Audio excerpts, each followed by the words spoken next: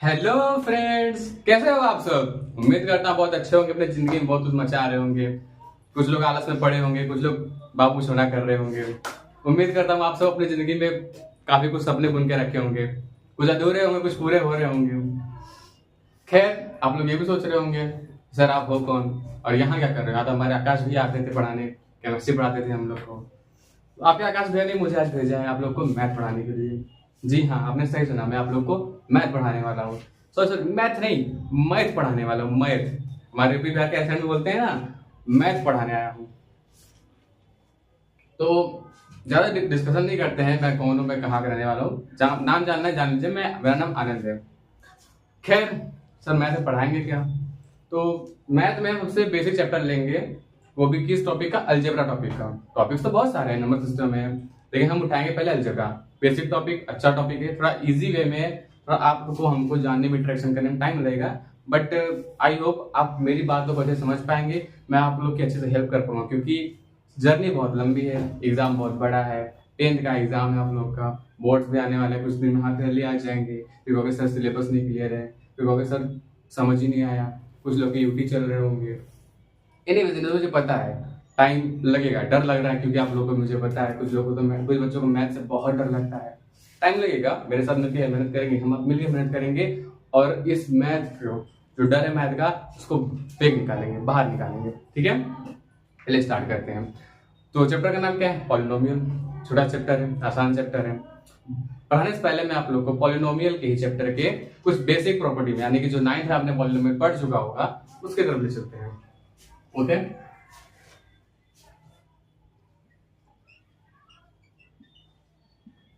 जी हाँ। पॉलिनोमियल होता क्या है, जैसे बेसिकली आप लोग को पता है पॉलिनोमियल होता क्या है। कुछ बच्चों को पता हो, कुछ को नहीं पता हो। जिनको नहीं पता, मैं उनको बताना चाहता हूँ कि पॉलिनोमियल एक ऐसा टर्म होता है, एक ऐसा एक्सप्रेशन होता है जो कि कोफिशिएंट और वेरिएबल के साथ ऑपरेशन करके बनाया जाता है। सर ऑपरेशन क्या होता है, जैसे 3x plus y, sorry sorry, तो डबल वेरिएबल हो गया, 3x plus 2। Okay, 3x plus 2। अब सर ये क्या है, तो बेटा देखो एक एक्सप्रेशन है। क्या है, हाँ मेरी बात सुन लो। मैं आप लोग को क्लासरूम के बीच बीच में बेटा, बाबू, बबुनी कहता रहूंगा, क्योंकि हमारे लाइफ में वो सुख नहीं है कि हम किसी को हेलो बाबू, हाँ बाबू ठीक हो, ये हमारे लाइफ में नहीं है। तो मैं आप लोग को ही अपना छोटा भाई, छोटा बहन समझ के, आप लोग मुझे टीचर मत मानना, सर मत मानना, क्योंकि अगर टीचर सर मानोगे तो बहुत ज्यादा गैप आ जाएगा हम दोनों के बीच ना। तो आप मुझे अपना बड़ा भाई कह के जो मुझे है वो चीज शेयर कर सकते हो। ठीक है, तो मैं आप लोग क्या कह सकता हूँ, बच्चा, बाबू, बबुनी, भैया। ठीक है, तो देखो बाबू लोग, क्या है ये 3x प्लस 5। इसमें कुछ चीजें अलग अलग है। ये एक नंबर है, ये एक अल्फाबेट है, और ये क्या है, एक और नंबर है। तो ये क्या है, तो जैसा मैंने आपको डेफिनेशन बताया था कि एक ऐसे एक्सप्रेशन एक्सप्रेशन जिनमें हम कुछ ऑपरेशन करते हैं। ऑपरेशन क्या, प्लस करते हैं, मल्टीप्लीकेशन करते हैं, ये सब ऑपरेशन कहलाते हैं।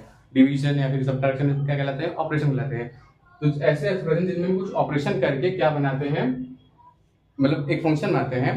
ठीक है, क्या बनाते हैं, एक फंक्शन बनाते हैं, उन्हें हम कहते हैं पॉलिनोमियल। क्या है कि जब भी किसी एक्सप्रेशन में या फिर जब भी किसी वेरिएबल या कांस्टेंट को हम ऑपरेशन करके कोई फंक्शन बनाते हैं, उसे हम क्या कहते हैं, पॉलिनोमियल कहते हैं। आई बात समझ में, क्या कहते हैं, पॉलिनोमियल कहते हैं। पॉलिनोमियल में क्या क्या चीजें होती हैं, दो चीजें होती है। एक होता है हमारा कांस्टेंट टर्म, एक होता है वेरिएबल टर्म। सर ये क्या होता है, कांस्टेंट, वेरिएबल, डाउट लग रहा है, कोई बात नहीं, मुझे भी काम, लेकिन आज डाउट क्लियर करते हैं। आओ, 9th की चीजें हैं, बेसिक बेसिक है, स्लोली पढ़ाऊंगा आराम से। लेकिन हाँ, आप लोग को मेरे साथ मेहनत करनी है, तो कॉपी पेन उठा लो यार। जो जो मैं लिख रहा हूँ, थोड़ी थोड़ी चीज लिख रहा हूँ, थोड़ी थोड़ी चीज आप लोग लिख लो। और कुछ चीज अगर समझ ना आए तो नीचे कमेंट सेक्शन खुला पड़ा है, 5 खुलने के लिए नहीं है, वहां पे कमेंट में अपने डाउट आप लिख सकते हो। जो भी डाउट रिलेवेंट होंगे, मोस्टली ज्यादा पूछे होंगे, हम उन सभी डाउट्स का आंसर करेंगे। ठीक है, आओ जानते हैं वेरिएबल और कॉन्स्टेंट क्या होते हैं। एक मिनट,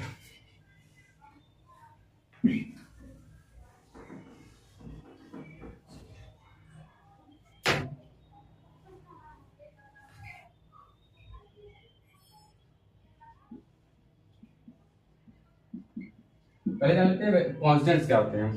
तो ऐसे टर्म जिनकी वैल्यू कभी चेंज ना हो, ऐसे सब्जेक्ट जिनकी वैल्यू कोई चेंज ना हो, ऐसे क्वांटिटी जिनकी कभी वैल्यू चेंज ना हो, जो कि फिक्स हो। जैसे तुम्हारी माँ का प्यार, वो कभी चेंज नहीं होता। चाहे तुम छोटे बच्चे रहो मुन्ने से जब गोद में खेलते थे, चाहे तुम 65 साल के वृद्ध बन जाओगे, तुम्हारी माँ तब भी तुम्हारे साथ है तो तुम्हें तब भी उतना ही प्यार करेंगे तुम्हारे बचपन में तुमको प्यार करती थी। ठीक है, तो कांस्टेंट टर्म क्या होते हैं? ये होती है फिक्स्ड वैल्यूज, ये होती है कुछ फिक्स्ड वैल्यूज जो कि कभी चेंज नहीं होती है। जैसे हमारे काउंटिंग के नंबर्स अगर देखा जाए तो हमारे काउंटिंग के नंबर्स हैं जिनके वैल्यू कभी जीरो है तो वो जीरो ही कहलाता है, 1 है तो 1, 2 है तो 2, ठीक है, डॉट डॉट डॉट etc। ये होते हैं कांस्टेंट जिनकी वैल्यू कभी चेंज ना हो, जिनकी वैल्यू कभी चेंज ना होने क्या कहते हैं हम? कांस्टेंट। अब आता है अगला टर्म एक वेरिएबल, वेरिएबल जिसे हम कहते हैं बिन पेनी का लोटा। हम नॉर्थ ईस्ट के रहने वाले हैं, यूपी बिहार से हैं, तो हमारे यहाँ एक कहावत है बिन पेनी का लोटा, जो किधर भी लुढ़क जाए। तो ये वेरिएबल है, तुम इसको किधर भी कुछ भी बना सकते हो। फिर भी न मानने का मतलब ये है कि तुम इसमें कुछ भी चेंज ला सकते हो। जैसे अभी 3x प्लस वाई अगर मैंने वो लिखा था एक इक्वेशन 3x प्लस 2 है ना, तो इस इक्वेशन में याद रखना ये तो कांस्टेंट टर्म था और ये क्या था? Variable term. इसकी बात हम लोग करने वाले हैं। तो x हमारा क्या है? वेरिएबल टर्म है, यानी कि जो x की वैल्यू है, x की वैल्यू है ये कंटिन्यूअसली चेंज होती रहेगी। क्या होती रहेगी? कंटिन्यूअसली चेंज होती रहेगी, यानी कि हम x की वैल्यू में बार बार चेंज ला सकते हैं। और x की वैल्यू में चेंज लाने से होगा क्या? ध्यान सुनिएगा, x की वैल्यू में चेंज लाने से होगा क्या? इसकी वैल्यू बार बार बदलेगी, इस पूरे फंक्शन की वैल्यू बार बार, इस पूरे एक्सप्रेशन की वैल्यू बार बार बदलेगी। होता कैसे और देखते हैं। तो अभी हमने सर देखा था कैसे कांस्टेंट और वेरिएबल के बीच में क्या डिफरेंस होता है। कांस्टेंट की वैल्यू हमेशा फिक्स होती है, जो कि हमने अभी पढ़ा। अब वेरिएबल में भी जो वेरिएबल होते हैं जिनकी वैल्यू हमेशा अनफिक्स्ड होती है, वो भी दो टाइप्स की होती है। वो भी कितने टाइप्स होते हैं? दो टाइप्स के, मतलब मिनिमम दो टाइप्स होते हैं। वैसे तो बहुत टाइप्स के वेरिएबल होते हैं, लेकिन जो हमें पढ़ना जितनी हमें नीड है वो है दो टाइप्स के। कौन कौन से? एक होते हैं इंडिपेंडेंट वेरिएबल, एक होते हैं डिपेंडेंट वेरिएबल। सर ये क्या होता है डिपेंडेंट इंडिपेंडेंट, ये कैसे पहचाने, क्या है इसका काम क्या है? तो देखो, जो इंडिपेंडेंट वेरिएबल होता है, जो इंडिपेंडेंट वेरिएबल होता है इसमें हम चेंज लाते हैं। जैसे मैंने एक्सप्रेशन लिखा था ना 2x प्लस 3, मेरा क्या एक्सप्रेशन था? ये एक्सप्रेशन था। अगर मैंने इस एक्सप्रेशन को किसी अनदर वेरिएबल y के इक्वल कर दिया, मतलब कि मैंने कहा कि कोई एक सब्जेक्ट है y जिसका आंसर है ये, जिसकी वैल्यू है ये, ठीक है, कोई एक आंसर है y जिसकी वैल्यू है ये, तो y क्या है? डिपेंडेंट है या इंडिपेंडेंट? इसका जवाब अभी आप मुझे दोगे, पहले आप ये जान लो। जो इंडिपेंडेंट वेरिएबल होता है, जो इंडिपेंडेंट वेरिएबल होता है इसमें चेंज लाया जाता है, इसको हम चेंज करते हैं। इसको जब हम चेंज करते हैं यानी कि इसमें चेंज लाया जाता है, तो होता क्या है कि डिपेंडेंट वेरिएबल में अपने आप चेंज आता है, इस वाले वेरिएबल में चेंज आता है अपने आप। थोड़ा धीरे पढ़ाना, ठीक है। जो इंडिपेंडेंट वेरिएबल होता है इसमें चेंज हम लाते हैं, इसमें चेंज हम अपने आप लाते हैं। जैसे अब y और 2x प्लस 3 है, ठीक है, y और 2x प्लस 3 है। अगर क्या मैं इसमें x की वैल्यू चेंज करते जाऊं, अगर मैंने x की वैल्यू यहाँ पे 1 रखी तो क्या होगा? 2 क्रॉस 1, 2 into 1 प्लस 3 यानी कि 5, है ना। अगर मैंने x की वैल्यू यहाँ पे 2 रखी, सपोज x की वैल्यू 2 है, 2 into 2 प्लस 3 यानी क्या होगा? 7, ठीक है। तो क्या हो रहा है कि मैं बस x की वैल्यू चेंज करते जा रहा हूँ, ठीक है, x की वैल्यू मैंने चेंज की, y की वैल्यू अपने आप चेंज होकर आ रही है 5, 7, है ना। तो यहाँ पे x क्या है हमारा? Independent variable. x क्या है हमारा? Independent variable. But other hand y क्या है हमारा? y जो है हमारा डिपेंडेंट वेरिएबल है, क्योंकि y की वैल्यू x की वैल्यू पे डिपेंड करती है। जब जब x में चेंज आएगा y में अपने आप चेंज आता जाएगा, ठीक है। इतना क्लियर है आप लोग को, आज को समझ में आ रही होगी। मैं फिर से समझाने की कोशिश करता हूँ कि एक था हमारा कांस्टेंट टर्म, एक था हमारा वेरिएबल टर्म। कांस्टेंट टर्म होता है जिनकी वैल्यू हमेशा फिक्स होती है, जो कभी चेंज नहीं होती, ठीक है। कांस्टेंट टर्म में क्या होता है? जिनकी वैल्यू कभी चेंज नहीं होती, वो यूनिवर्सली जो है वही रहेंगी। But on the other hand जो वेरिएबल होता है वो आपकी एक्स की तरह हो सकती है, जो आज आपकी कल किसी और की, है ना। अरे सर पर्सनल क्यों हो रहे हो? नहीं बाबू पर्सनल नहीं हो रहा, मतलब मैं बता रहा हूँ कि कच्ची उम्र के रिश्ते बहुत पक्के खाते जाते हैं, ठीक है। खैर टॉपिक से बाहर जाते हैं, वापस टॉपिक पे लौट के आते हैं। वेरिएबल वो होते हैं जिनकी वैल्यू हमेशा चेंज होती रहती है, जो कि आज अभी आपने कुछ और वैल्यू रखी है, इन फ्यूचर आप उसकी कोई और वैल्यू चेंज कर सकते हो, ठीक है। वेरिएबल में भी दो टाइप्स के होते हैं, जो हमको पढ़ना है, जिसको हमने क्लासिफाई किया एक डिपेंडेंट वेरिएबल में और इंडिपेंडेंट वेरिएबल में, ठीक है। एक इंडिपेंडेंट वेरिएबल और एक है डिपेंडेंट वेरिएबल, जिसमें से हमारा जो इंडिपेंडेंट वेरिएबल है उसका काम क्या है, उसमें चेंज हम लाते हैं, ठीक है। जो इंडिपेंडेंट वेरिएबल है उसमें हम चेंज लाते हैं और उस चेंज लाने की वजह से हमारे डिपेंडेंट वेरिएबल में अपने आप चेंज आता है। और मेरी बात फिर से सुन लीजिए कि इंडिपेंडेंट वेरिएबल में हम चेंज लाते हैं, उसके बाद उसी के कारण डिपेंडेंट वेरिएबल में चेंज आता है। और मैंने आपको एग्जांपल भी लिया था, 2x + 3 है, ठीक है। 2x + 3 है और वो किसके इक्वल है, y के इक्वल है। 2x + 3 है, ये जो फंक्शन है वो y के इक्वल है। तो जैसे जैसे हम x में चेंज लाते जाएंगे वैसे वैसे y में चेंज आता जाएगा। तो हमारा x क्या होगा, इंडिपेंडेंट वेरिएबल, क्योंकि अगर x की वैल्यू मैंने 1 रखी थी तो आंसर क्या आया था 5। ठीक उसी प्रकार जब मैंने x की वैल्यू 2 रखी तो आंसर क्या आया था 7। इसीलिए जब जब हम इंडिपेंडेंट वेरिएबल में चेंज लाएंगे, यानी कि जब जब हम x की वैल्यू में चेंज लाएंगे तब तब y की वैल्यू में चेंज आएगा, यानी कि डिपेंडेंट वेरिएबल में चेंज आएगा। आई होप ये छोटी सी बात आप लोगों को क्लियर होगी। तो बाबू लोग उम्मीद करते हैं आपको कांस्टेंट और वेरिएबल की कहानी समझ में आई होगी। नहीं आई होगी मैं एक बार फिर से रिपीट कर देता हूँ।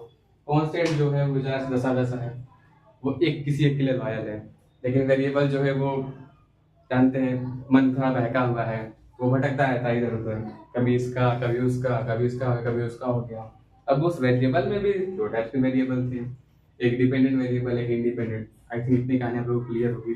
अगर आई इतनी कहानी आप लोगों को क्लियर है तो हम चलते हैं अगले टॉपिक पे, जिसका नाम है types of polynomial.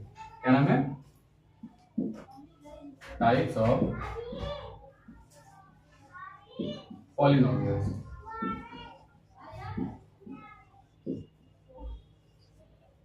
Types of polynomials. अब इन टाइप में भी 3 टाइप के होते हैं, वैसे से कई टाइप के हैं लेकिन हम पढ़ेंगे अभी मैक्सिमम 3 टाइप के। इसमें से पहला टाइप, पहले का नाम क्या है, लीनियर पॉलिनोमियल।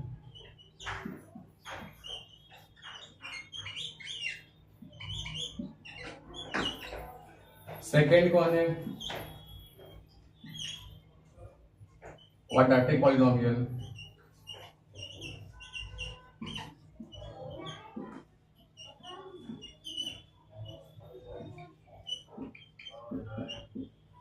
और थर्ड वन है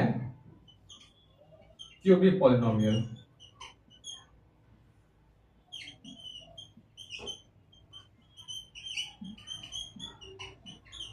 ठीक है, नोट्स आप लोग को मेरे साथ बनाने हैं और इसलिए मैं लिख के पढ़ा ताकि आप लोग को नोट्स लिखने में आसानी हो। क्योंकि होता क्या है कि मैं चाहता तो पॉज करके वीडियो को फिर लिख के फिर आता फिर एक्सप्लेन वीडियो चला जाता, ये उसका कोई सेंस नहीं था। अगर आप मेरे साथ लिख के पढ़ेंगे तो हो सकता है आपको और आसानी टॉपिक को क्लियर करने में, और इसी बहाने आपके नोट्स भी बन जाएंगे और अच्छा ही रहेगा क्योंकि टाइम वैसे भी कम है अपने पास। ठीक है, पहला कौन सा है, लीनियर पॉलिनोमियल। सर ये लीनियर पॉलिनोमियल क्या होता है, लीनियर पॉलिनोमियल वो होता है, ठीक है, लीनियर पॉलिनोमियल वो होता है जिसमें जो x की वैल्यू हो, यानी जो x की पावर मैक्सिमम वो 1 हो। सर ये पावर क्या होता है, आइए दिखाते हैं। जैसे ये हमारा एक्सप्रेशन जो हमने थोड़ी देर पहले देखा था 2x + 3 है ना, इसमें एक वेरिएबल था हमारा x। हमने क्या था, जो x की वैल्यू है, जो वेरिएबल की वैल्यू हो, जो वेरिएबल की पावर हो, जो वेरिएबल की मैक्सिमम पावर हो क्या हो, 1 हो। यहाँ पे देखो इसके मैक्सिमम पावर कितना है, 1 है ना। ठीक उसी तरह जो क्वाड्रेटिक पॉलिनोमियल होता है, इसमें जो वेरिएबल की पावर वो मैक्सिमम कितनी होनी चाहिए, 2 होनी चाहिए, जस्ट लाइक दैट।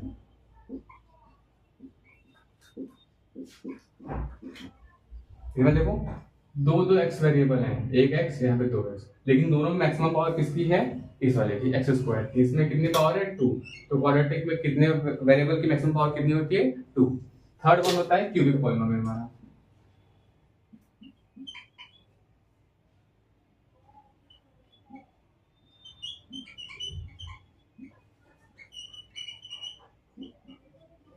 क्या होता है, क्यूबिक पॉलिनोमियल हमारे कितने वेरिएबल है, m है, वेरिएबल्स में क्या है, m है, 3 जगह m है। पर आप देख सकते हो कि जो 4m³ है, जो यहाँ पे मैक्सिमम पावर है m की, वो क्या है, 3 है। इसलिए हम इसको क्या बोलते हैं, क्यूबिक पॉलिनोमियल। क्या बोलते हैं, क्यूबिक पॉलिनोमियल। फिर से रिपीट करता हूँ, टाइप्स ऑफ पॉलिनोमियल में हमको जो पढ़ने हैं उसमें 3 टाइप के होते हैं। मतलब वैसे बहुत सारे हैं, एक चौथा होता है बाई क्वाड्रेटिक।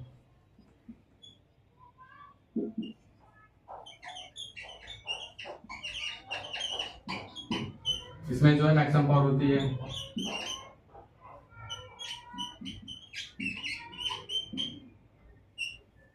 इसमें x की मैक्सिमम पावर कितनी होती है 4, ठीक है। इसमें x की मैक्सिमम पावर कितनी होती है 4। फिर से रिपीट करता हूँ आप लोग के लिए, क्योंकि मैं रीजन लगा के मेहनत कर रहा हूँ तो आई होप आप भी रीजन लगा के मेहनत करेंगे। मेहनत अगर हम दोनों मिलकर करेंगे तो हो सकता है सफलता भी हम दोनों को अच्छी खासी मिल जाए, बहुत जल्द मिले, क्योंकि रिजल्ट तभी आता है जब आप उसमें वर्क करते हो। अदरवाइज अगर आप बेड पे लेटे हो मेरी तरह सोच रहे होंगे कि इस समय सोच रहा हूँ अभी आप लोग क्या कर रहे होंगे, कुछ बच्चे ऐसी हुई होंगी जिनका सिलेबस खत्म नहीं होगा, ऐसे बात उन्होंने स्टार्ट किया नहीं होगा, चीजें समझ नहीं आ रही होंगी और उनके मैथ के एग्जाम आने वाले होंगे हाफ ईयरली के, बट स्टिल वो सोच रहे होंगे कि यार कहीं से लिखा लिखा मिल जाए। तो मैं आप लोगों को स्पून फीडिंग कराने नहीं आया हूँ। अगर मैं मेहनत कर रहा हूँ, मैं आप लोग के स्टडी में थोड़ी बहुत हेल्प कर रहा हूँ, थोड़ा बहुत इम्पैक्ट क्रिएट कर रहा हूँ, तो आप भी ये कोशिश करो कि अपनी तरफ से थोड़ा बहुत इम्पैक्ट क्रिएट कर सको, क्योंकि अगर दोनों लोग मिलकर मेहनत करेंगे तभी सफलता मिलेगी। अदरवाइज मैं कितना भी आपको घोल के पिला नहीं सकता, कितना ही मेहनत करूँ मैं आपको बता सकता हूँ, चीजें समझा सकता हूँ, आपको हेल्प कर सकता हूँ, आपके डाउट क्लियर कर सकता हूँ, लेकिन मैं एग्जाम में लिखने नहीं आऊंगा ना, मैं एग्जाम में बताने नहीं आऊंगा ना, वहां पे आप कैसे करोगे। इसलिए अभी बहुत टाइम है, शुरू करोगे, जीरो से स्टार्ट कर रहे हैं, मेरे साथ मिलकर काम करेंगे, दोनों मजा आएगा, बहुत मजा आएगा। आइए, पहला क्या था, लीनियर पॉलिनोमियल। लीनियर पॉलिनोमियल में सीधी सी बात है, जो भी एक्सप्रेशन होगा उसकी जो मैक्सिमम पावर होनी चाहिए वो क्या होनी चाहिए 1। इसलिए हमारे पास क्या है 2x+3, ठीक है, 2x+3 है, यानी कि ये जो x है इसकी पावर कितनी है मैक्सिमम 1। सेकंड क्या था, क्वाड्रेटिक पॉलिनोमियल। क्वाड्रेटिक पॉलिनोमियल में जो x की मैक्सिमम पावर होनी चाहिए, फिर जो वेरिएबल की मैक्सिमम पावर होनी चाहिए वो कितनी होनी चाहिए 2। That's here 3x² 2x+1। Okay, यहाँ पे दो जगह वेरिएबल्स हैं, लेकिन दोनों में सबसे ज्यादा पावर किस वेरिएबल की है, इस वाले x की है, कितनी है 2 है, इसलिए इसका नाम क्या है quadratic polynomial. Same as here, यहाँ पे तीन जगह वेरिएबल है जिसमें है 4m³ + 3m² + 2m+1। But quadratic ये क्यों है, क्योंकि जो 4 के साथ अटैच्ड m है, जो 4 के साथ जो कांस्टेंट टर्म 4 है उसके साथ जो अटैच्ड m है, सॉरी कांस्टेंट टर्म नहीं कोएफिशिएंट टर्म, बता दें कोएफिशिएंट होता क्या है। जो m अटैच्ड है उसके साथ उसकी भी कितनी पावर है 3 है, उसकी मैक्सिमम पावर क्या है 3 है। एक और बात, पावर को हम डिग्री कहते हैं, पावर को हम डिग्री कहते हैं, तो अगली बात से अगर मैं डिग्री कभी कहूं तो आप कंफ्यूज नहीं होंगे, उम्मीद करता हूं। पावर को हम क्या कहते हैं, डिग्री कहते हैं, ठीक है, मैक्सिमम डिग्री कहते हैं। तो इस वाले एक्सप्रेशन यानी कि जो लीनियर पॉलिनोमियल है इसकी डिग्री क्या होगी 1, क्योंकि इसकी पावर मैक्सिमम क्या है 1। क्वाड्रेटिक की डिग्री क्या होगी 2, क्योंकि इसकी पावर मैक्सिमम क्या है 2। क्यूबिक की क्या होनी चाहिए 3, क्योंकि इसकी मैक्सिमम पावर क्या है 3। और बाई क्वाड्रेटिक क्या होनी चाहिए जरा भी बताइए। वेल आई गेस 4 होनी चाहिए। आई होप इतनी बातें आप लोग को क्लियर होगी, आई होप आप लोग को इतनी बातें क्लियर होगी।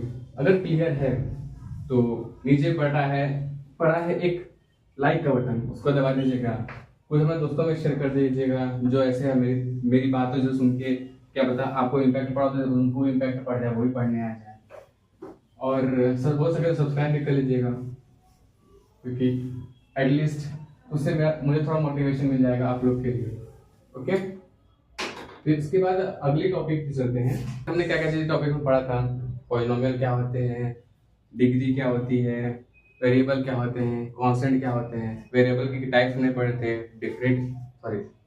एक ऐसे वेरिएबल्स होते हैं जिनकी वैल्यू में चेंज लाने से अदर वैल्यू में, इंडिपेंडेंट और डिपेंडेंट वाले में, जैसा कि अगर हमने इंडिपेंडेंट की वेरिएबल की वैल्यू में चेंज लाया तो उससे होता क्या है, डिपेंडेंट वेरिएबल की वैल्यू में चेंज आता रहता है। इसी कारण से अगर इंडिपेंडेंट चेंज होता है तो डिपेंडेंट चेंज होता रहता है। फिर एक था कांस्टेंट टर्म, जिसकी वैल्यू हमेशा फिक्स थी, बिल्कुल आपके माँ के प्यार की तरह, जो कभी बदलती नहीं आपके लिए। फिर उसके बाद हमने पढ़ा कितने टाइप्स के पॉलिनोमियल्स होते हैं, लीनियर होते हैं, क्वाड्रेटिक होते हैं, बाई क्वाड्रेटिक होते हैं, क्यूबिक होते हैं। अब आते हैं जीरोस ऑफ द पॉलिनोमियल। ये क्या चीज होती है sir, zeros of the polynomial, ध्यान सुनो, जीरोस ऑफ द पॉलिनोमियल। उससे पहले एक और चीज देखते हैं, पॉलिनोमियल से आप लोग को हम बताते हैं ना प्यार से बाबू भैया, बबनी, छोटे भाई, छोटी बहन, ठीक है, वैसे पॉलिनोमियल्स को भी बुलाने का नया तरीका है। पॉलिनोमियल भी तो छोटे से नन्हे मुन्ने प्यारे से टॉपिक्स हैं, तो पॉलिनोमियल को डिनोट कैसे करते हैं, polynomial denoted as px, py, pz, etc. यानी कि अंदर जो भी वेरिएबल होगा हम उससे डिनोट करेंगे। अगर अंदर वेरिएबल जो बैठा है वो x है, यानी कि 3x+2 है, तो हम इसको कहेंगे px।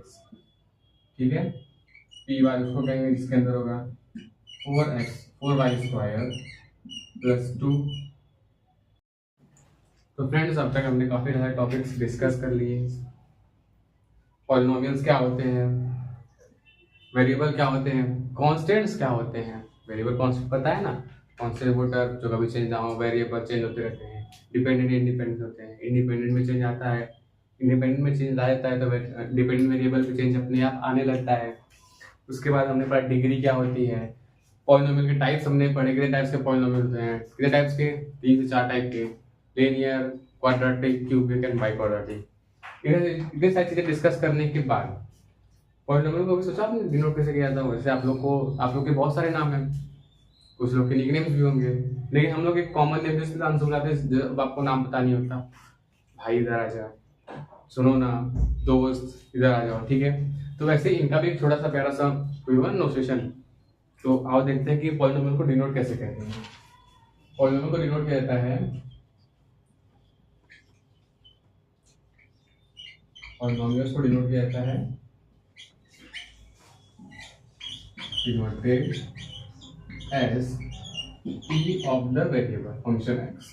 अब अगर वेरिएबल x के टर्म में तो हम x लिखेंगे, या y के टर्म में तो y लिखेंगे, अल्फा के टर्म में तो अल्फा लिखेंगे, डेल्टा की टर्म में तो लेमडा के टर्म में तो लेमडा लिखेंगे, थीटा की टर्म में तो थीटा लिखेंगे, और बाकी जो भी एटसेट्रा आ सकते हैं। ये तो हो गया पॉलिनोमियल को डिनोट करने का तरीका। क्या, p for polynomial, polynomial of variable x, y, lambda, delta, जो भी अंदर वेरिएबल बैठा होगा उसको हम लिखेंगे। ठीक है, जैसे कि अगर मैंने एक पॉलिनोमियल लिखा 3x+2, है ना, मैंने पॉलिनोमियल लिखा क्या, 3x+2, तो इसके में वेरिएबल क्या है, x। कौन है वेरिएबल, x, तो कौन सा पॉलिनोमियल बनेगा, पॉलिनोमियल ऑफ वेरिएबल x। कौन सा पॉलिनोमियल बनेगा, पॉलिनोमियल ऑफ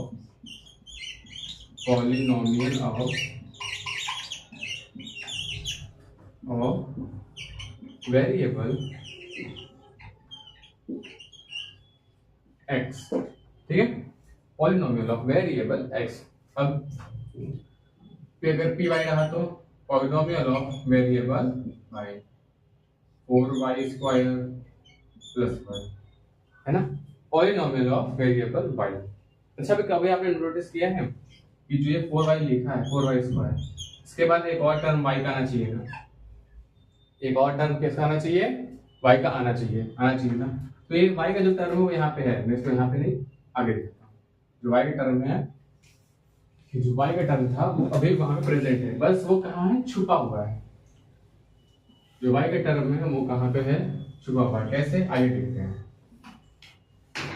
जो हमारा पॉलिनोमियल था, ध्यान दिया होगा आपने, तो क्या था, 4y² + 1। ठीक है, अब ये जो 4y² है, ध्यान से पहले इसको देखते हैं, इसको ब्रेक करते हैं। इस पॉलिनोमियल की मैक्सिमम डिग्री क्या है, सब जवाब देंगे एक साथ में, और जहां बैठे वहीं से बोलेंगे। इसकी मैक्सिमम डिग्री क्या है, यानी कि मैक्सिमम पावर क्या है, 2। कौन सा पॉलिनोमियल ये है, क्वाड्रेटिक पॉलिनोमियल, इसकी डिग्री क्या है, 2 है। ठीक है, उसके बाद ये जो y है, वेरिएबल y है, इसके साथ ये जो नंबर मल्टीप्लाई है, ये इस तरीके से लिखा गया है, 4 × y², 4 × y² प्लस, अभी क्या था, एक y का टर्म था y। अब ये y देखो यहाँ पे नहीं है, बट यहाँ पे मैं शो कर रहा हूँ, किससे मल्टीप्लाई करना चाहिए। अगर मैं 1 से मल्टीप्लाई करूंगा तो भी एक y आएगा, तो मुझे किससे मल्टीप्लाई करना चाहिए, 0 से। किससे, आप लोगों ने सुना, 0 से। अगर मैं शो करूंगा तो समथिंग × 0, अगर किसी भी नंबर का 0 से मल्टीप्लाई करेंगे तो क्या आएगा, 0 आएगा, दैट्स इट। तो इसीलिए जब हम y का मल्टीप्लिकेशन 0 से करते हैं तो यहाँ पे जो y है वो छिप जाता है, जो y को दिखता नहीं। प्लस जो हमारा कांस्टेंट टर्म था, कौन था, 1, कांस्टेंट टर्म यहाँ पे आता शो करता है।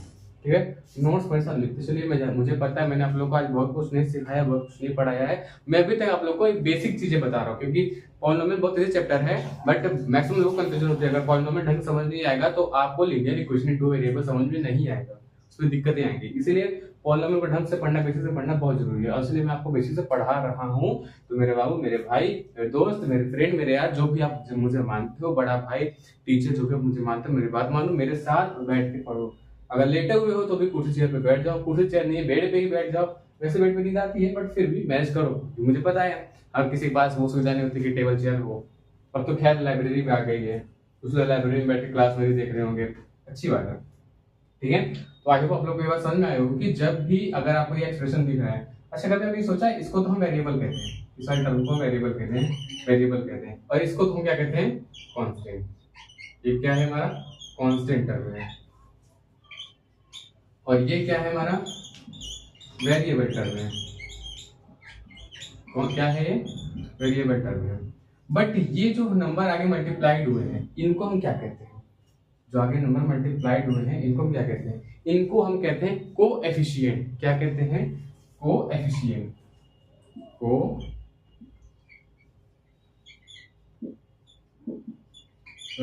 कोएफिशिएंट क्या होते हैं, कोएफिशिएंट। तो अगर मैं आपसे पूछूं कि कोएफिशिएंट ऑफ y स्क्वायर क्या होगा, तो आंसर आएगा 4। कोएफिशिएंट ऑफ y क्या आएगा, 0। ठीक है, ठीक उसी प्रकार अगला मैं एक्सप्रेशन लिखना, पॉलिनोमियल लिख रहा हूं।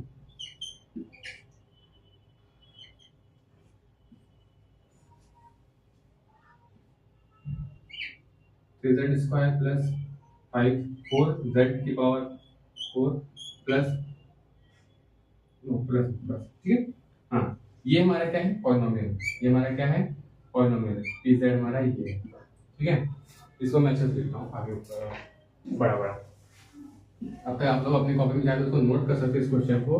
क्वेश्चन ये है, polynomial of variable z which is 3z square plus 4z की पावर 4, ठीक है।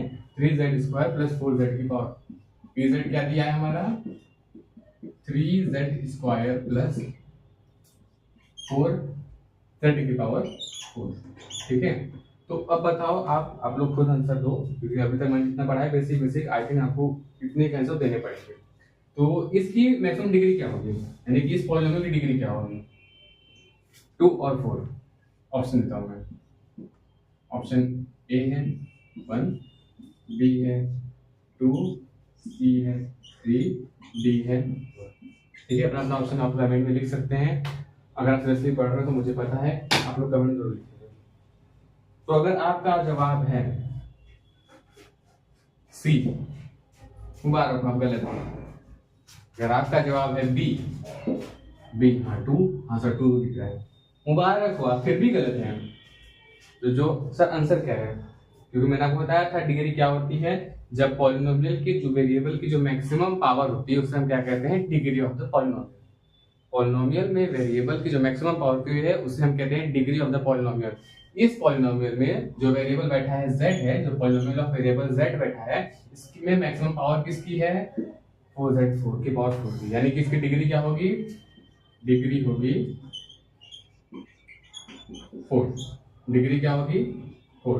तो कौन सा आंसर सही होगा, option number D is right.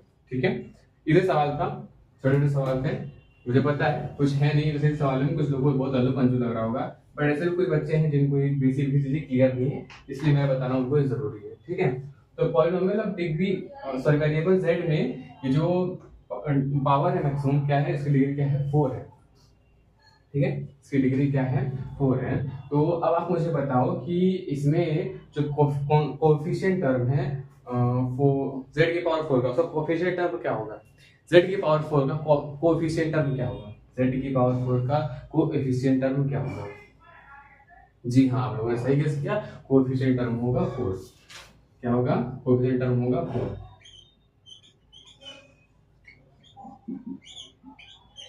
और z की power 4 equal to 4। Coefficient term of z इस एक्सप्रेशन में, क्योंकि इस एक्सप्रेशन को अगर हम खोले तो कुछ इस तरीके से लिखा है, 4z की power 4 plus z cube into 0 4 into z की power 4 plus z cube into 0 plus 3 into z की power 2 plus 0 into z plus 0, है ना। तो इस पॉलिनोमियल ऑफ जो z था, जो इतना छोटा सा दिख रहा था, वो इस प्रकार से लिखा है, वो इतना बड़ा लिखा गया, इस तरीके से लिखा गया है। अब अगर मैंने आपसे पूछा था कि जो कोएफिशिएंट ऑफ z की पावर 4 है वो क्या था, 4 था। कोएफिशिएंट ऑफ z की पावर 3 क्या है, बताओ, z की पावर 3 क्या लिखना है, ये इसका कोएफिशिएंट क्या है, 0। कोएफिशिएंट ऑफ z की पावर 2 क्या है? कोएफिशिएंट ऑफ z की पावर 1 क्या है, यानी कि लीनियर z की कोएफिशिएंट क्या है? 0। ठीक है, कांस्टेंट टर्म क्या है? 0। कांस्टेंट टर्म क्या है? 0। अच्छा, एक बात और है, मैंने इसे एक वैल्यू लिखा, लेट्स से मैंने लिखा z, ठीक है, मैंने z टर्म लिखा। आप लोग मुझे ये बताइए इस z की मल्टीप्लिकेशन में क्या है? हाँ, इस z की मल्टीप्लिकेशन में क्या है? तो समथिंग इनटू 1 बराबर समथिंग, पता है। इस z की डिवीजन में क्या है? Something divide by 1, something divide by 1 is equal to, इतना क्लियर है। इसकी एडिशन में क्या है? Something plus 0 is equal to something. ठीक है, ये सारी चीजें फंडामेंटल है, ये आना चाहिए, पता होना चाहिए, क्योंकि अगर ये पता नहीं होंगी तो समझ लो कि आपने क्लास 6 या क्लास 7 में जो पढ़ाया था अगर जब तक एक्सपोनेंट करके आपने वो पढ़ा ही नहीं, क्योंकि ये चीजें अगर वो तब नहीं क्लियर होंगी तो लीनियर इक्वेशन इनटू वेरिएबल्स में बहुत प्रॉब्लम आने वाली है। ठीक है, समथिंग प्लस 0 क्या आएगा? समथिंग। समथिंग माइनस 0 क्या आएगा? समथिंग। आई होप ये बेसिक चीजें आप लोगों को पता होंगी, बट फिर भी मेरा एक तरीका है कि मुझे जब भी पढ़ाना है बेसिक से पढ़ाना है, बच्चे को सब कुछ समझ में आना चाहिए, यानी कि जो मेरे छोटे भाई छोटे बहन सामने मेरी वीडियो देख रहे हैं उन्हें सारी चीजें समझ में अच्छे से आनी चाहिए। तो आई होप आप लोग को ये सारी बातें समझ में आई होंगी। ठीक है, आई होप आप लोग को ये सारी बातें समझ में आई होंगी। एक बार फिर से मेरे साथ आप लोग रिविजन करिए, बताइए कि जो कोफिशिएंट टर्म होता है वो क्या होता है। जो कोफिशिएंट टर्म होता है वो क्या होता है? कोफिशिएंट टर्म किसी भी एक्सप्रेशन में जो वेरिएबल के साथ मल्टीप्लाइड क्वांटिटी होती है उसे हम बोलते हैं कोफिशिएंट टर्म। ठीक है, जैसे कांस्टेंट टर्म में क्या था? कांस्टेंट टर्म क्या था? जो लास्ट में कोई भी नंबर मतलब किसी ऑपरेशन में कोई नंबर जो ऐड होता है, जो सब्ट्रैक्ट होता है, मल्टीप्लाई होता है, सॉरी ऐड और सब्ट्रैक्ट होता है, उसे हम बोलते हैं कांस्टेंट टर्म।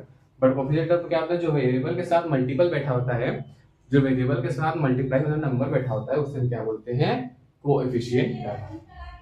ठीक है, आई होप आप लोग को इतनी सारी बातें क्लियर होंगी। आई होप आप लोग को इतनी सारी बातें क्लियर होंगी। तो हम आगे चलते हैं एक अगले टॉपिक पे, बहुत अच्छा टॉपिक है, इसको हम बोलते हैं zeros of the polynomial. Zeros of the polynomial. ठीक है, जैसे मैंने कहा था कि हाँ, मेरा जो पॉलिनोमियल था वो था 3x² प्लस 4। मेरा ये पॉलिनोमियल है। इस पॉलिनोमियल का जो वेरिएबल है, इस पॉलिनोमियल का जो वेरिएबल है, चलिए ये पॉलिनोमियल लेते हैं। लीनियर पॉलिनोमियल एक है 3x प्लस 4। इसका वेरिएबल क्या है? ये कौन सा पॉलिनोमियल है? ये पॉलिनोमियल ऑफ वेरिएबल x। ये कौन सा पॉलिनोमियल है? Polynomial of variable x। ठीक है, यानी कि इस पॉलिनोमियल में, इस एक्सप्रेशन में जो वेरिएबल बैठा है वो किसका वेरिएबल बैठा है? x का वेरिएबल बैठा है। ठीक है, अब मैंने कह दिया लेट, ठीक है, जो x है, जो x की वैल्यू वो k के इक्वल है। वो क्या है? k के इक्वल है। k क्या है? कोई एक ऐसा कांस्टेंट टर्म है। ठीक है, कोई एक ऐसा कांस्टेंट टर्म है, यानी कि जो x की वैल्यू है वो एक कांस्टेंट टर्म k के बराबर है। जो x की वैल्यू है वो एक कांस्टेंट टर्म k के बराबर है। जो x की वैल्यू है वो एक कांस्टेंट टर्म k के बराबर है। ठीक है, अब जो x value constant term k के बराबर है, तो ये हमारा जो पॉलिनोमियल ऑफ वेरिएबल x का था वो क्या बन जाएगा? पॉलिनोमियल ऑफ k, यानी कि हम जहां जहां x था वहां x को हटा के k की वैल्यू रखेंगे। जी हाँ, जहां जहां हमारी x थी अब वहां हम अपने दोस्त को बैठाएंगे। कौन से दोस्त को? k को। आओ देखते हैं, 3 something k plus 4, that is 3 into k क्या होगा? 3k plus 4, 3k plus 4। ठीक है, क्या होगा? 3k प्लस 4, क्या होगा? 3k plus 4। अब ये जो k है ना, ये जो k है, जो हमारा दोस्त आया है, इसे हम अपना क्या कहते हैं? सुख दुख का साथी। यानी कि जो k है वो जीरोस ऑफ द पॉलिनोमियल है। जो k है वो आपके दुख को रिड्यूस करता है, एकदम जीरो कर देता है। क्या करता है? एकदम जीरो कर देगा। वैसे ये जो k है वो इसकी वैल्यू जीरो कर सकता है, इस एक्सप्रेशन की वैल्यू जीरो कर सकता है। इसलिए इस k को हम क्या कहते हैं? Zeros of the polynomial.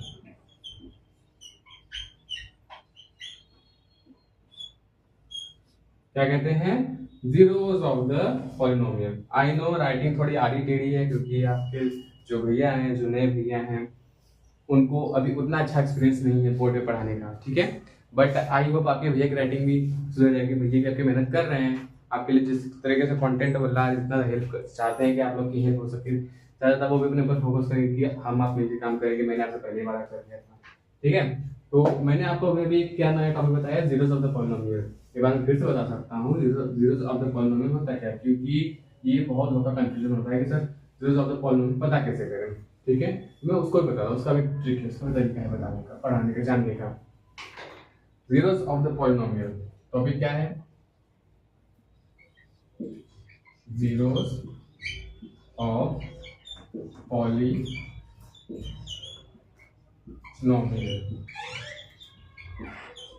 ठीक है। टॉपिक क्या है, जीरोस ऑफ पॉलिनोमियल। जो मैंने एक्सप्रेशन लिया था, polynomial of variable x 3x plus 2, I think यही था एक्सप्रेशन, यही था, ठीक है। Polynomial of variable x which is 3x plus 2। तो जब मैंने x की वैल्यू k पे रखी थी, क्या रखी थी, जब मैंने x की वैल्यू k पे रखी थी at x equal to k, तो मेरा p के क्या बन के आया था, बराबर 3x plus sorry 3k plus 2। और मैंने क्या कहा था, ये जो k है वो इस पॉलिनोमियल का जीरो है, यानी कि हम ये कह सकते हैं p of x is equal to p of k, क्या हम ये कह सकते हैं इज इक्वल टू जीरो।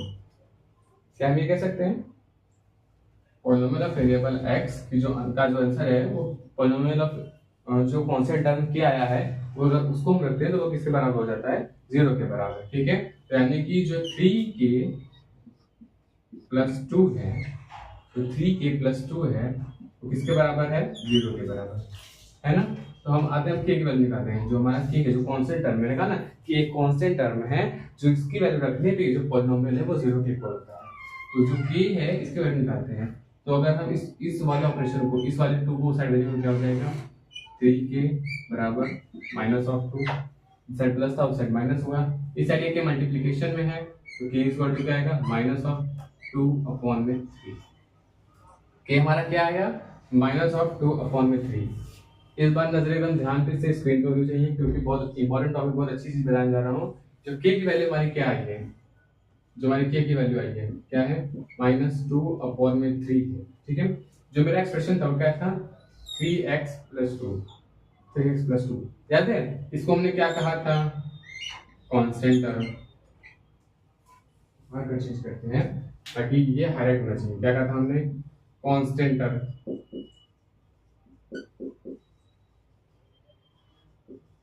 इसको हमने कहा था कांस्टेंट टर्म। ये हमारा क्या था, कोएफिशिएंट, कोएफिशिएंट टर्म, है ना। जो हमारा ये क्या था, ये कोएफिशिएंट था, ये हमारा क्या था, कांस्टेंट था। तो अगर आप ऊपर ध्यान से देख सकते हो कि जो 2 है ये क्या है, हमारा कांस्टेंट टर्म है। जो 3 है हमारा, ये हमारा कोएफिशिएंट ऑफ वेरिएबल है ना। तो हम ये कह सकते हैं कि जो जीरोस ऑफ द पॉलिनोमियल है, यानी कि जो k की वैल्यू है, k इक्वल टू जो हमारा पॉलिनोमियल का जीरो था, जिस वैल्यू को रखने पे जो हमारा पॉलिनोमियल था वो जीरो आ रहा था, वो वैल्यू क्या हो सकती है, constant term, negative of constant term divided by coefficient of variable, है ना।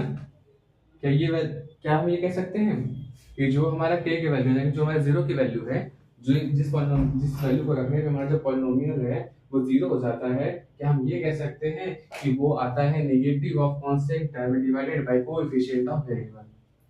क्योंकि जो हमारा 2 था वो इस एक्सप्रेशन में क्या था, कांस्टेंट टर्म था।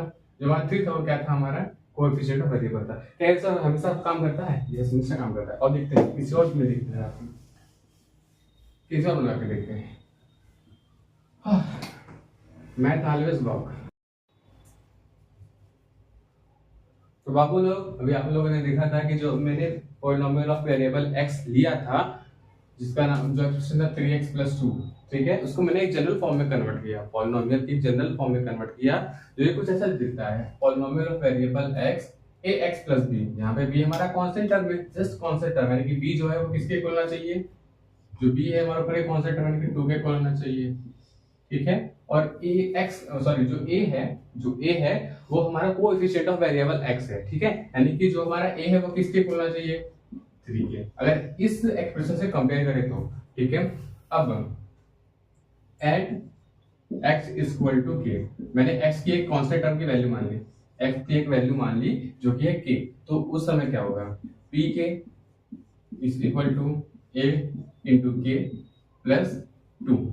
ठीक है, क्या होगा a इंटू के प्लस 2, ये क्या, और मैंने बताया था कि जो हमारा k है यानी कि जो x की वैल्यू है यानी कि जो k है, जब उसको हम एक्सप्रेशन में रखते हैं तो जो हमारा एक्सप्रेशन है वो 0 के इक्वल आता है, यानी कि जो k है वो इस पॉलिनोमियल का 0 है। ठीक है, जो हमारा k है वो इस पॉलिनोमियल का 0 है, तो क्या हम इस एक्सप्रेशन को 0 के इक्वल कह सकते हैं, जी हाँ कह सकते हैं। तो क्या बना यहाँ से ak प्लस 2 इक्वल टू 0, अब 2 उस साइड जाएगा तो क्या बनेगा, ak प्लस का 2 हो जाएगा माइनस का 2, और ये जो k है सॉरी जो a है जो k से मल्टीप्लिकेशन में है वो a जाएगा डिवीजन में जाएगा, यानी कि k बराबर -2 अपॉन a। ठीक है, सॉरी यहाँ पे होना चाहिए b, यहाँ पे भी होना चाहिए b, यहाँ पे भी होना चाहिए सॉरी यहाँ पे k, यहाँ पे b, देन यहाँ पे आएगा b minus of b by a। ठीक है, minus of b by a। अब जो b क्या था हमारा, b था हमारा कांस्टेंट और a क्या था हमारा कोएफिशिएंट, यानी कि जो b हमारा है, जो हमारा b है वो क्या है, हमारा कांस्टेंट टर्म है, कांस्टेंट टर्म, और जो हमारा a है वो है कोएफिशिएंट ऑफ वेरिएबल। ठीक, आई होप आप लोग को इतनी चीजें समझ में आई होगी, आई होप आप लोग को इतनी चीजें समझ में आई होगी। अब आते हैं छोटे से और टॉपिक पे, छोटा सा तरीका है जान लीजिए, जो लीनियर पॉलिनोमियल होता है, लीनियर पॉलिनोमियल,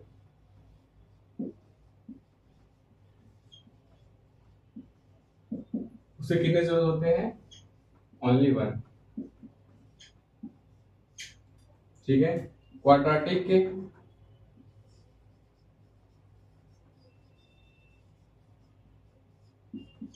2, क्यों, क्योंकि x की मैक्सिमम डिग्री जितनी होती है उतने हमारे जीरो आते हैं, जो भी वेरिएबल की मैक्सिमम डिग्री मैक्सिमम पावर होती है उतने हमारे जीरो आते हैं। तो अगर क्वाड्रेटिक की मैक्सिमम पावर क्या होती है, 2, यानी कि इसकी डिग्री क्या होती है 2, तो वेरिएबल उसके जो आंसर आएंगे यानी जो उसके जेरोस आएंगे वो कितने आएंगे 2।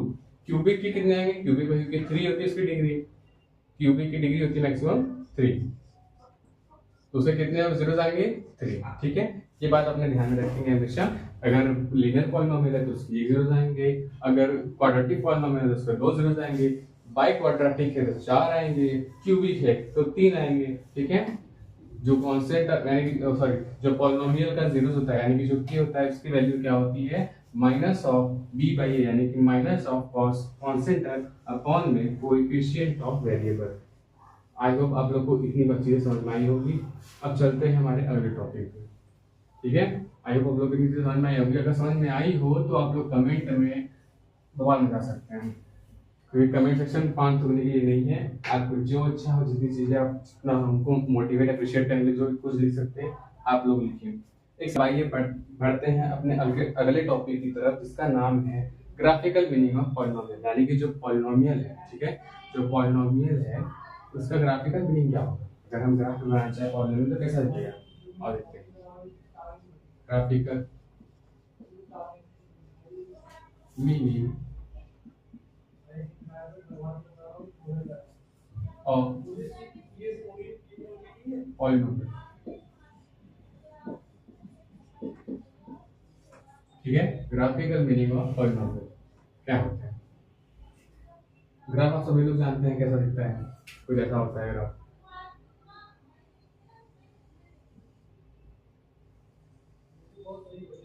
इन सबको बोलते हैं quadrants, first quadrant, second quadrant, third quadrant and fourth quadrant. ठीक है, अब इस साइड होते हैं एक्स एक्सिस,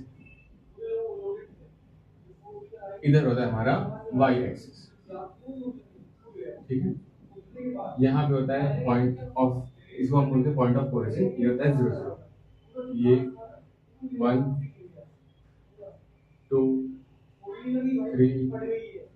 4 5 1 2 3 4 एंड 5। ठीक है, 1 2 3 4 एंड 5। अब जैसे मैंने पॉलिनोमियल लिया था, एक variable of polynomial of variable x, क्या था 2x प्लस 1। इसको मैंने एक नया नाम दिया, ये किसके इक्वल है y। 2x प्लस 1 ये किसके इक्वल है y इक्वल है। सर दो वेरिएबल है, हाँ ये इंडिपेंडेंट वेरिएबल इंडिपेंडेंट वेरिएबल, याद है मेरे को आता है, इसलिए मैंने पहले चीजें सारी क्लियर कर रखी थी। अब इसका हमको ग्राफ बनाना है। ग्राफ कैसे बनाते हैं, 9 हमने क्लास 9 में पढ़ रखा था ग्राफ कैसे बनाना है। ग्राफ बनाने के लिए किसी भी ग्राफ को बनाने के लिए किसी भी इक्वेशन के हमको चाहिए 2 पॉइंट्स, मिनिमम कितने पॉइंट्स 2 पॉइंट्स। आओ 2 पॉइंट बनाते हैं। कौन कौन 2 पॉइंट्स,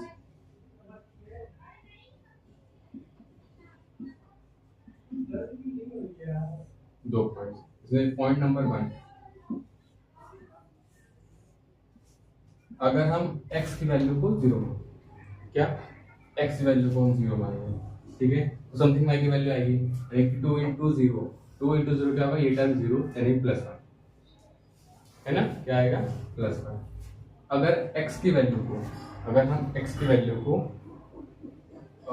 लेट्स से 2 मान लें, x की वैल्यू को अगर 2 रखते हैं तो 2 टाइम्स 2 यानी कि 4 प्लस 1 यानी कि 5, y की वैल्यू क्या आएगी 5, यानी कि पॉइंट में लिखा, यानी कि 0 और 1, 0 पे क्या आएगा 1, एक पॉइंट ये बन गया हमारा, एक पॉइंट हमारा ये बन गया। सेकंड पॉइंट क्या होगा, x में वैल्यू 2 रखते हैं, y क्या आता है 5 आता है, यानी कि यहाँ पे सेकंड पॉइंट हमारा ये है। अगर हम इन दोनों पॉइंट्स को कांटेक्ट करते हुए, इन दोनों पॉइंट्स को कांटेक्ट मिलाते हुए यानी टच करते हुए एक सीधी लाइन ड्रॉ करें, तो क्या कुछ ऐसा दिखेगा, सीधा लाइन, क्या वो इस तरीके से दिखेगा, क्योंकि ये तो लाइन है, इसके तो कोई फिक्स इनिशियल पॉइंट्स होते नहीं। क्योंकि अगर आपने पढ़ा होगा 6th या 7th में लाइन क्या होता है, लाइन सेगमेंट रे ऐसी चीजें पढ़ाई थी क्लास 6-7 में। अगर आप लापरवाही उस समय नहीं किए होंगे तो कुछ पता होगा कि लाइन की कोई भी डिफिनिट लेंथ नहीं होती। ठीक उसी प्रकार उसी तरीके से अगर आप देखें यहाँ पे, तो जो लाइन ने ड्रॉ की है थोड़ी टेढ़ी है मानता हूँ, बट आप देख सकते हैं क्या ये एक्स एक्सिस पे, क्या ये एक्स एक्सिस पे सिर्फ एक जगह टच हो रही है या फिर एक जगह कॉन्टेक्ट बना रही है, यहाँ पे इस जगह को हम कहते हैं पॉइंट ऑफ कॉन्टैक्ट, क्या कहते हैं पॉइंट ऑफ कॉन्टैक्ट। अब ये पता है क्या कह रही है, ये बताना चाह रही है, मैंने आपको थोड़ी देर पहले बताया था कि ये सभी एक्सप्रेशन एफिशिएंसी पॉलिनोमियल की जो मैक्सिमम डिग्री होता है उसके उतने जीरो होते हैं ना, मैंने बताया था। तो जो हमने पॉलिनोमियल ले रखा है ये कैसा पॉलिनोमियल है, लीनियर पॉलिनोमियल, है ना। और इसीलिए ये जो आंसर है यानी कि जो एक्स एक्सिस पे इसने पॉइंट ऑफ कांटेक्ट दिखाया कितने दिखा है, सिर्फ एक। अगर यहीं पे क्यूबिक होता तो कितने दिखाता 3, क्वाड्रेटिक होता तो कितने दिखाता 2। जी हाँ, क्योंकि मैथ कभी झूठ नहीं बोलते, मैथ हमेशा सच बोलते हैं, वो यूनिवर्सली ट्रू होती है चाहे जहाँ भी रहे। तो आई होप आप लोगों के सारे टॉपिक्स क्लियर हो गई होंगी। फ्रेंड्स उम्मीद करता हूँ आपको आज की क्लास समझ में आई होगी, और जैसा कि आप लोग देख सकते हो लाइट कट चुकी है और I am extremely sorry for that inconvenience. But ठीक है, हमारा अभी स्टूडियो उतना अच्छा नहीं है, अभी हम उतने डेवलप नहीं कर पाए अपने स्टूडियो को, but I hope in future हम उसको और अच्छा डेवलप कर सकें ताकि हम आपके साथ और अच्छे से जुड़ पाएँ, आपकी और अच्छे से हेल्प कर पाएँ।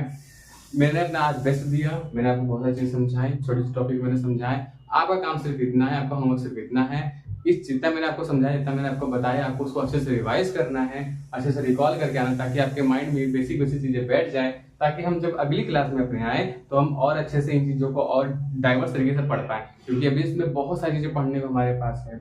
और खुश रहिए, हंसते खिलते मुस्कुराते रहिए, अपनी पढ़ाई अपनी सेहत का ध्यान रखिए। बाकी तब तक के लिए love you, take care, bye bye, good night. हाँ, जाने से पहले यार वो चैनल का जो सब्सक्राइब बटन है ना लाल वाला, उसको फोड़ दो, दोस्तों में शेयर कर दो, वीडियो को लाइक कर दो। कमेंट सेक्शन में तुम अगर चाहो तो मोटिवेट कर सकते हो, चाहो तो कुछ भी कर सकते हो, कमेंट सेक्शन तुम्हारे लिए खुला हुआ है, बस पान मत थूकना। बाकी तब तक के लिए राधे राधे।